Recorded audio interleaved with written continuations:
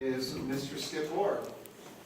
And as I was reading, was it Dale Thomas has graduated in '79, as both Paul and I state, it appears that Skip has a BS degree, chemical engineering from Stafford University, and he started in 1960. Both Paul and I had not been born yet. But as an employee, started at the McCormick Self Associates in Hollister back in 1960 to 65. Moved on from 65 to 68 for Ford in Newport, California. 68 to 69 at Lockheed. And at 79 to present, back to PacSci. I guess you couldn't actually find a place to work. You just get bouncing around. So, but experience is just amazing here as an engineer, seeing all the different things that you've done.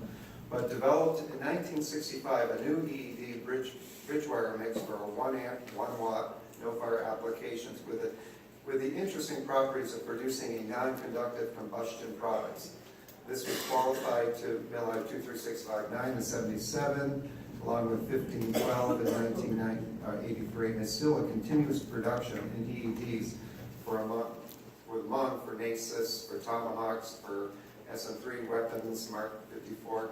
And 71 developed the start and ignition system, also still in production for Harpoon and JASM jet turbine engines. In 98, improved reliability, time delay series for S3, F4, F18, T45, emergency escape systems, which resulted in lower fleet maintenance costs. One program feature was resolution of the interior ballistic issue caused by an unexpected change in the output propellant burning rates. Another was the determination and implementation of methods to control erratic shear pin performance. These delays are also in continuous production. Developed and conducted successful design margin testings for in-flight destruct systems for JDAM. While not the final selection during the evaluation process, it was preferred for the design, performance, and customer and vendor issue factors. Prepared and implemented and maintained the current documentation system for Newton rated graphic for PacSci explosive devices. So I find this interesting. Original and the current engineering representative for the CCB review panel. So, selection and implementation of alternate output propellants for the igniters in the AIM-9 with guidance and control gas generators for eliminate erratic ballistic performance. Redesign of detonators for Titan 4 separation bolt to meet present standards for ESD and EMI and RFI sensitivity. Resolution associated manufacturing and engineering documentation change of 40 reoccurring materials and manufacturing for the F111 cruise module surveillance system, severance systems. Developed and implemented appropriate component redesign of Apache canopy severance systems to simplify a manufacturing process, improve performance during in-process testing, and reduce production costs. Is there anything you haven't worked on that's not in the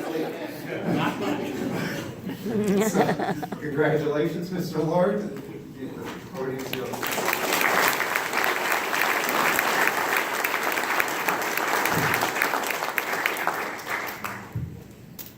Is that about right? I guess I have worked on a lot. I do have to read this. I can't remember it all. Good morning. I'm Skip Lord, and I'm an engineer at Pacific Scientific in Hollister, California. I asked to say a few words today, not because I'm a good public speaker, as you will certainly notice, but because at other events like this, I've always been in the audience. And I've heard it said that you might get 15 minutes of fame in your life. So this is probably my last chance. There's been a lot of water under the bridge since that summer job in 1959 with McCormick Self Associates in World War II Navy prefab buildings at the Hollister Airport. And then a year later, just married, a real full-time job, same company, Same Navy prefab buildings, same airport, living in an apartment in Hollister with a rent of $65 a month. Wow. The company's gone through a few name changes to become Pacific Scientific. I had short experiences at a couple of other companies, and Pacific Scientific is today still letting me drive through the gate every morning, but I never, ever expected to be standing where I am right now. Over all those years, I have had a very interesting and challenging job in an interesting and challenging business, plus the privilege of working with talented, special, smart, capable, nice people around me at work and also as customers. Who could ask for anything more than that? Just a little side note. I'm sure you all know that in any job, there is a probationary period where your employer decides whether to keep you or not. And there should be a few people here who remember a gentleman named Chris Nugent. Can I have a show of hands? Oh, yeah. Great. Is Chris here, by the way? No. He didn't get here? Okay.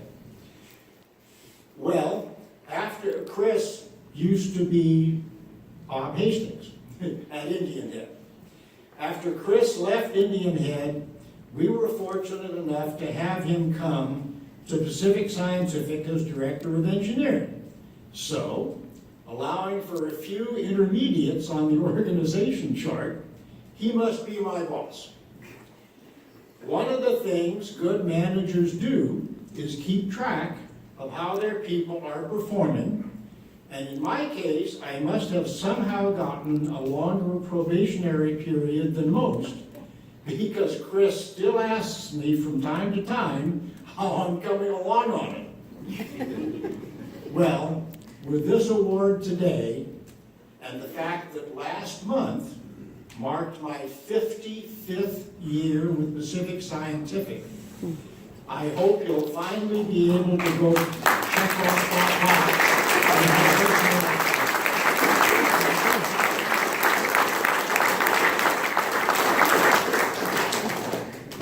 Thank you. But back to the matter of the moment. Not intending any offense to anyone, this is only the second best thing to ever happen to me. The first best is named Liz, my wife since 1960, and she's sitting right there.